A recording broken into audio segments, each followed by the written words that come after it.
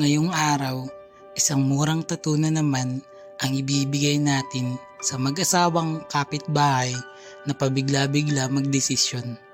Paano ba naman? 8 p.m. na ng gabi. Nagmumuni-muni na ako para matulog. May nagchat sa akin at tinanong anong oras daw nagsasara ang tattoo studio ko. Sabi ko, open naman ako 24 hours. So ayun, after 5 minutes, andyan na agad at may nag-doorbell na. Aba, apakabilis ha. Yan ang gusto ko para di mabagal. Clients requested a couple tattoo. Nung una, nagdadalawang isip pa tong si Mister. Paano ba naman? Malaki yung tattoo niya and di pa raw talaga ready yung budget niya. Yung gusto pa ni Mrs. nung una, yung heartbeat. Syempre, lalaki nga naman si boss, bakit ganun yung tattoo niya? Pero, pinaalala ko sa kanya na mura lang ang gagawin ko na tattoo at nag-offer ako ng mas appealing na matching tattoos at sulit sa time and expense nila. So ayun, pagtapos pilitin ni Mrs., napilitan na din tong si Bossing na sumabay sa session ni Madam. Ang sweet, no? Kung yung ibang mga lalaki, bago magpatattoo, nagpapaalam muna sa mga misis nila, ito daw si Ma'am, siya daw ang nagkumbinsi at nag-aya sa asawa niya na dumayo dito at magpatusok. Napagkwentuhan nga rin namin na ito raw tattoo ay first time ni Madam. Dahil meron silang 2 college na anak, siningit lang daw at pinagkasya lang nila budget nila. Oo, hindi naman daw ito needs. Pero reward daw nila ito sa sarili nila dahil sa pareho silang nagtatrabaho at kumakayod para sa kanilang pamilya. Nakakatuwa lang makita na yung couple goals nila may panibago na naman silang tsetsekan, yung bucket list. Bukod dito magkasabay pa raw sila na nagja-jogging tuwing umaga. Sana all na lang talaga, di ba? Sa pagkaroon daw kasi ng partner, mas mabuti na magkasama kayo sa mga trip nyo sa buhay. Bukod sa nasusuportahan nyo ang bawat isa, mas pinapalalim pa nito at pinapatibay ang relasyon nyo. Yung iba kasi, nagsasabi na opposite attracts daw. Yung mga couple na magkaiba yung mga trip at kung ano yung gusto ng isa, ayaw naman ng isa. Parang mga ganun. Pero marami din namang mga nakikisama. O pinipilit lang kahit nung una, karamay lang talaga. Pero katagalan, nagugustuhan na rin nila at nagiging hobby na nang di namamalayan.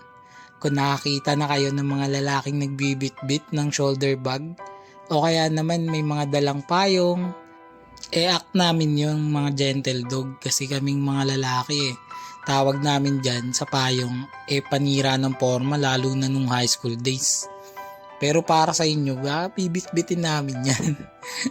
Meron ka rin makikita ng mga tatay na tigasin kung maglabas sa labas ng bahay at nakaupo pa sa maliit na upuang bangkito habang nagpupunas ng bula na napunta na sa mukha niya. Sayang ang tattoo. Pero para sa babae, gagawin pa din namin yan. Yan naman ang way ni husband para samahan at tulungan si Mrs. sa mga gawaing bahay. O diba? Hindi lang sa gala, food trip at Netflix ang banding, kundi pati na rin sa trabaho. Isa siguro sa pinaka nakakabilib na pakikisama moment ni Mr. sa tuwing mamimili. Nasa grocery o nag-window shopping si Mrs. Paano ba naman hindi sila gaya nating mga lalaki na one stop lang, dampot ng mga bibilin tapos hanapin na natin kung saan yung exit para makauwi na. Samantalang sila na mga ladies, alam nyo na, para silang mga politiko sa eleksyon kapag nasa palengke o mall. Obvious naman at I'm sure marami dyan na makaka-relate pag sinabi kong ang sakit sa paa nila kasama.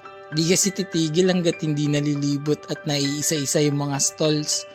Uy, teka, meron pa dun. May bibilin pa ako dun. Pero pag tinanong mo kung ano, sasagutin ka lang ng basta, huwag kang ano dyan. Gaya ko. Pang-anim kasi ako sa 7 magkakapatid. And yung sumunod sa akin na bunso sa amin, babae. Hindi niya naman ako na-impluensya na maglaro ng Barbie. Buti na lang. Nung mga bata pa kami. Nadamay niya naman ako sa panonood ng K-dramas. Nakakalalaki no? Pero ito yung dahilan nun. That time kasi, wala pa kaming magandang cellphone at sa school lang mayroong internet. So, dahil isa lang ang TV namin at tigsa 50 lang ang bala ng K-drama sa DVD na meron ng tapos na season, wala akong no choice kundi panoorin kung ano man ang pinapanood niya. Lalo na sobrang hahaba pa at kahit saan siya magpunta ay katabi niya yung remote. So dahil gentle dog ako, hinihintay ko siya matulog bago ko kunin yung remote sa ilalim ng unan niya. Pero huli na yung lahat. Wala na, tapos na namin yung pinapanood na Korean telenovela. Teka, napahaba na naman tong kwento ko. So, para wala nang mahabang usapan, kontakin nyo na ako sa FB page More Than Vlogs para sa murang tattoo, text o tawagan sa cellphone number ko 0970-825-0395. Bago matapos tong video, panoorin at alamin natin ang tattoo client review. Let's go! Tapos na yung mga tattoo natin. Anong masasabi nyo? Maganda. Yun o, nagkasundo sila. May pinagkasunduan din sila o. Yun o. Sino nagaya niyan, boss, nung couple tattoo? Siya. Kasi muno. Yun o. Para hindi ka na daw mabas makuha ng iba. Ikaw naman. Oo, wala siya mga exotic eh. First tattoo yun yan, ma'am. Oh. Yun o. Tiwala sa atin, guys. Rate nyo po, 1 to 10. Sige nga po, sabay po kayo magsasabi ng number at titignan natin kung compatible kayo ha. Yung sagot nyo po in 3, 2, 1, go. 10. 10.5. Yeah! Sumobra pa ng Ayun, ayos yun. Sumobra pa si sir. Sige. Ulit pa po ba kayo? Oo, syempre. Yun. Meron pa ako isang dream tattoo. Yan, sige, abangan natin yun. Baka nga next week nandito nakita kayo. Yan sila mama yun, sir. Ano yan? Para lang nakaisip yan, bumili ng ano, Lapit suka. lang, walk-in lang. Pagka-chat, pwede ka ba? Game na. Game Sige. lang. Salamat po sa tiwala. Thank you, boss. Thank you. Okay, thank you. Sana all!